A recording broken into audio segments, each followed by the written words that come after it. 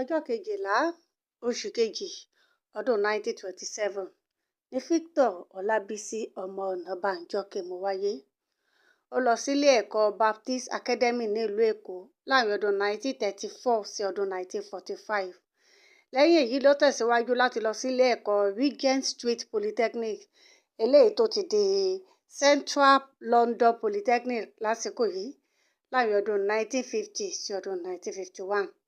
Lẹ́yìn eléyìí, ó ṣe olóòtú ìwé ìròyìn Nigerian Citizen tó jẹ́ ìwé ìròyìn ojoojúmọ́ àti Daily Express ní àárín ọdún 1950 yìí kan náà, kó tó wá di olóòtú iléeṣẹ́ rédíò Times of Nigeria láàrin ọdún 1955 sí ọdún 1956. Lẹ́yìn èyí ló di igbákejì olóòtú àgbà fún iléeṣẹ́ rédíò ti ìjọba àpapọ̀, ìyẹn Nigerian Broadcasting Service, tó padà di Federal Radio Corporation of Nigeria láàrin ọdún 1957 sí ọdún 1959.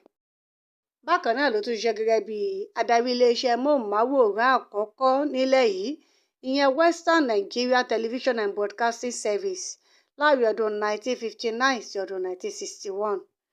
Nígbà tó di ọdún 1977, ó ní wọ́n dìbò yàn gẹ́gẹ́ bí alága fún ìjọba ìbílẹ̀ Ìjẹ̀bú-Òde àti agbègbè rẹ̀. Lẹ́yìn ọdún méjì, ó di gómìnà àkọ́kọ́ fún ìjọba àwarawa ní orílẹ̀-èdè yìí lábẹ́ àṣẹ ẹgbẹ́ òṣèlú UPN, ìyẹn Unity Party of Nigeria, lọ́dún 1979.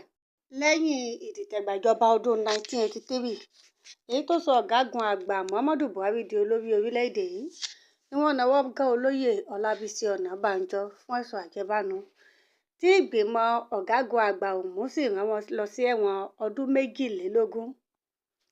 Nígbà tí wọ́n gba ìtúsílẹ̀, ó tún gègé rẹ̀ mú gẹ́gẹ́ bí akọ̀ròyìn ayékòótọ́ nínú ìwé ìròyìn Nigerian Tribune, èyí tó ṣe láàrin ọdún 1987 sí ọdún 1989, kí ẹlẹ́ran ó tó wá jù ní ọjọ́ 14 oṣù kẹrin ọdún 1990.